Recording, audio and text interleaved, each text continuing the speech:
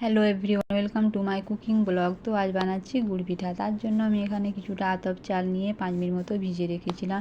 তারপর ওটাকে ছেঁকে আর পাখার হাওয়ায় শুকনো করে নিয়েছি, যাতে চালের গায়ে জল না থাকে। তারপর একটা মিক্সার গ্রাইন্ডার নিয়ে ওটাকে ভালো করে গুঁড়ো করে নেব।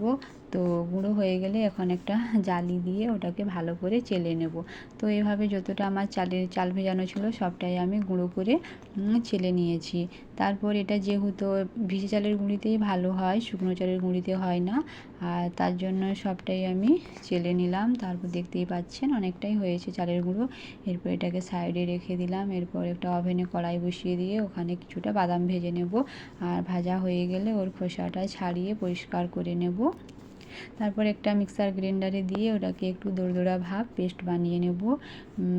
দোরদোরা ভাব একটু পেস্ট করে নেব, যাতে পুরো গুঁড়ো করব না।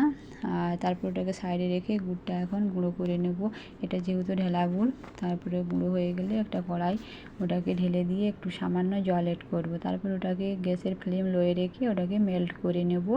আর তারপর মেল্ট হয়ে গেলে যখন ফুটে যাবে গুড়টা, তখন ওর মধ্যে আমি হাফ টিস্পুন লবণ এড করব। আর ওই যে বাদামের গুঁড়োটা ছিল ওটাকেও এড করে দেব।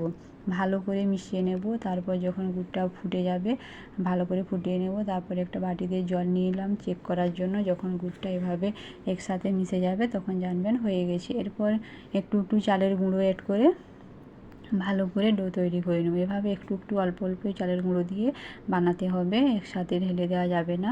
এভাবে সবটা চালের গুঁড়ো দিয়ে যতটা যেমন পরিমাণে লাগবে এভাবে চালের গুঁড়ো দিয়ে একটা ডো তৈরি করে নেব। তো ডোটা একটু নরম নরম ভাব থাকবে, পুরো শুকনো করা যাবে না। এখন আমি গ্যাসের ফ্লেমটা বন্ধ করে দেবো। এটা ঠান্ডা হলে আরও টান টান ভাব হয়ে যাবে। তো এটাকে সাধারণত পুরো ঠান্ডা করব না, হালকা হালকা গরম থাকবে, বানিয়ে নিতে হবে। তো একটা প্লাস্টিক নিয়ে ওর মধ্যে আমি তেল এড করেছি আর কিছুটা সাদা তিল নিয়েছি। তো এভাবে আমি হাত দিয়ে সব কটা পিঠে বানিয়ে নেব আর উপরে এভাবে তিল লাগিয়ে নেব। তো তারপরে গ্যাসে একটা কড়াই বসিয়ে দিয়ে ওর মধ্যে তেল গরম করে নেব। তো তেলটা যখন পুরো গরম হয়ে যাবে তারপর পিঠেগুলো ছাড়বো। তারপর ছাড়ার পরে গ্যাসের ফ্লেমটা মিডিয়াম টু লোয়ে রেখে দেব। তারপর ভালো করে উল্টে পাল্টে ভেজে নেব। তো দেখতেই পাচ্ছেন পিঠেগুলো ফুলে যাচ্ছে। এরপরে ভালো করে ভেজে নিয়ে আর তুলে নেব। তো আপনারাও এইভাবে বানাবেন, অবশ্যই ভালো হবে। আর যদি ভিডিও ভালো লাগে থাকে অবশ্যই লাইক কমেন্ট শেয়ার করবেন। তো দেখতেই পাচ্ছেন অনেক হয়ে গেছে আমার কমপ্লিট। তো ভেঙে দেখাচ্ছি, ভিতরটা নরম উপরটা ক্রাঞ্চি হয়েছিল। সবাই ভালো থাকবেন, সুস্থ থাকবেন। তো দেখা হচ্ছে পরের একটি ভিডিওতে। বাই।